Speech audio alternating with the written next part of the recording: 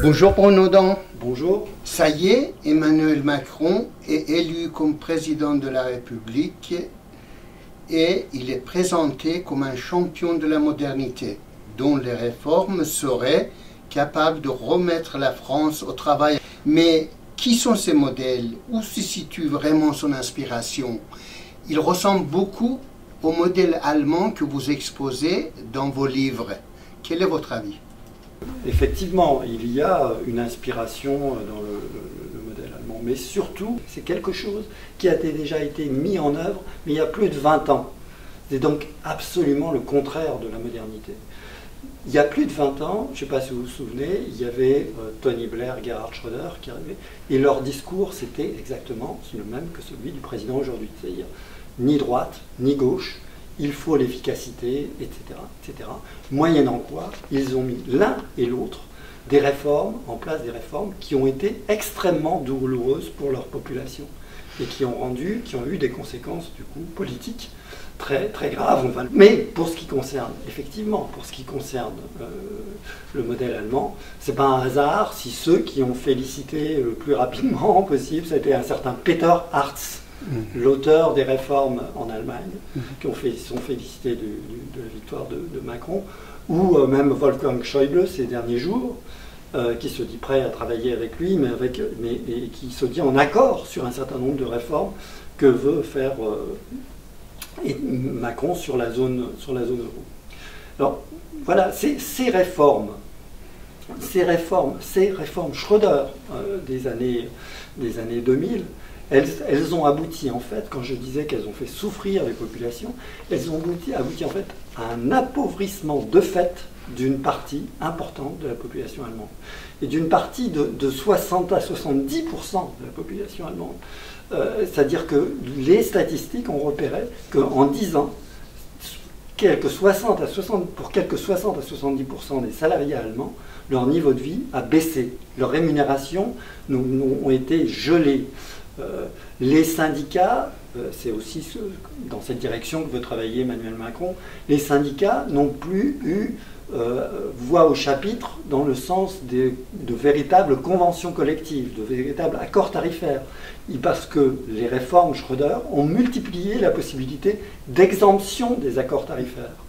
Donc évidemment, il y a plein d'entreprises qui ont recours à ces exemptions et il y a eu pas autant d'accords tarifaires qu'il y a d'entreprises, mais enfin il y a eu beaucoup plus d'exemptions, beaucoup plus d'exceptions et les rapports de force dans les entreprises ont été effectivement beaucoup plus compliqués. Les syndicats allemands qui représentaient, il y avait un taux de syndicalisation en Allemagne autrefois qui était de plus de 35-40% des salariés. Aujourd'hui, il est tombé à 17%. Alors c'est beaucoup mieux que la France encore, bien sûr, mais c'est 17%, c'est faible. Les syndicats allemands ont été affaiblis par ça. Les populations allemandes appauvries, les syndicats affaiblis, etc. Et donc voilà, c'est ça les conséquences de ces réformes libérales qui ont été conduites par Schröder et que voudrait aujourd'hui imiter notre président. Et en plus, sur le plan même de l'efficacité économique, ça appauvrit la population, mais sur le plan de l'efficacité économique, on a l'Allemagne dans cette période inscrit dans sa constitution la limitation des déficits publics à 0,5%. Donc ça veut dire qu'il y a c'est l'austérité permanente, en particulier pour les régions, les Länder, et on voit dans les régions des Länder, l'éducation,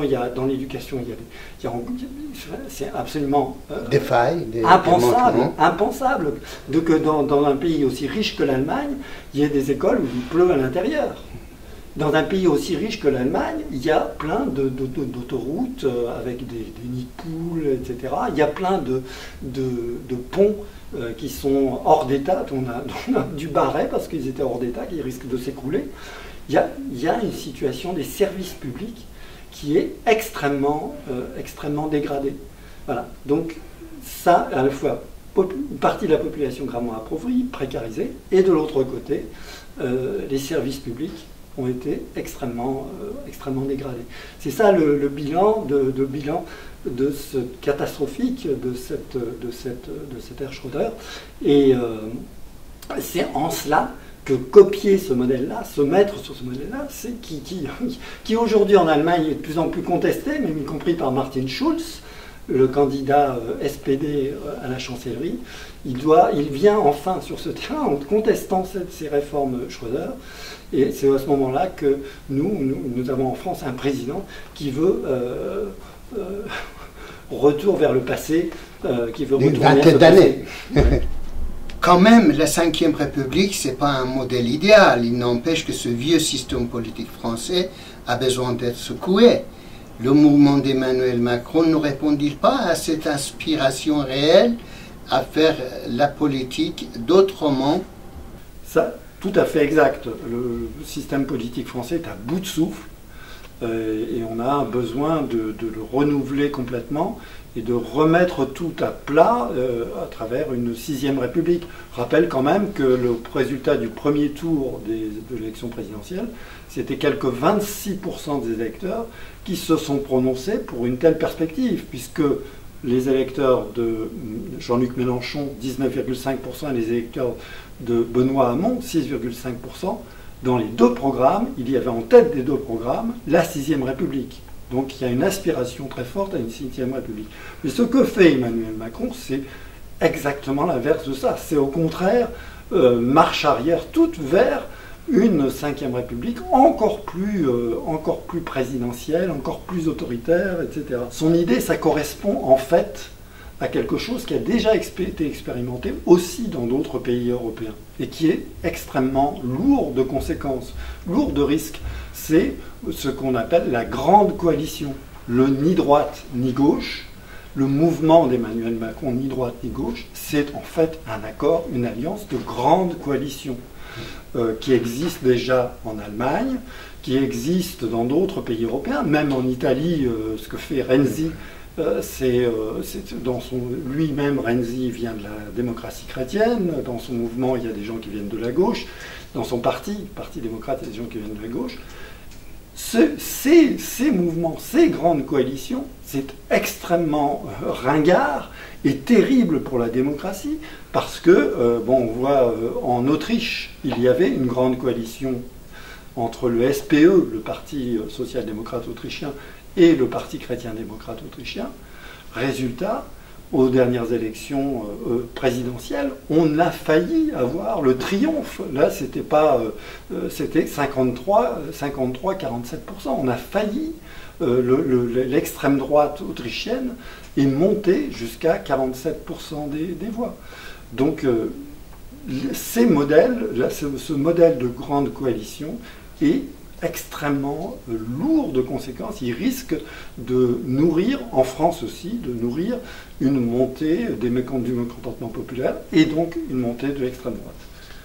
Mais que fait-on pour répondre à l'urgence, pour éviter la montée en puissance de ces dangers considérables que vous avez exposés? Dans l'immédiat, il y a urgence parce que le président a été élu. Il veut disposer d'une majorité à l'Assemblée le 11 et 18 juin prochain pour avancer très vite et procéder par ordonnance pour réformer, pour torpiller le Code du travail français. Donc il faut faire très vite. Il faut très vite instaurer une force de gauche qui soit capable de lui résister à l'Assemblée. Parce que, je rappelle que les ordonnances, certes, c'est une méthode de gouvernement autoritaire, mais au moins, il a besoin d'obtenir l'autorisation du Parlement au départ pour engager ces ordonnances, et l'autorisation, et ensuite, pour conclure ces ordonnances, il a besoin aussi de l'aval du Parlement. Le rôle du Parlement est très important. Et donc, d'où la nécessité d'avoir le maximum de députés de gauche au Parlement qui s'opposent réellement à cette orientation.